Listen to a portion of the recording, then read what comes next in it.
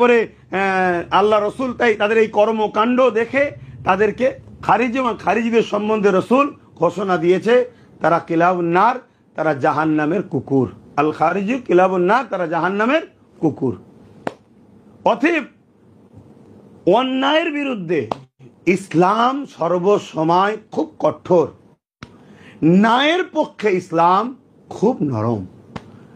আজকে গরিব মানুষকে মারবে, খুন করবে, অত্যাচার করবে, মা তুলে গাল দেবে, বাপ তুলে গাল দেবে, করতে করতে করতে করতে তুমি ঈদে মিলাদুন্নবী বন্ধ করবে, তার মানে তার বিরোধী করবে, তার মানে তুমি বলবে মসজিদ মাদ্রাসা কবরস্থান ঈদগাহ এখানে আন্দোলন করা যাবে না। তুমি একজন মুসলিম দাবি করে বলো কি করে? তাহলে তুমি মুসলিম নয়, তুমি মুনাফেক।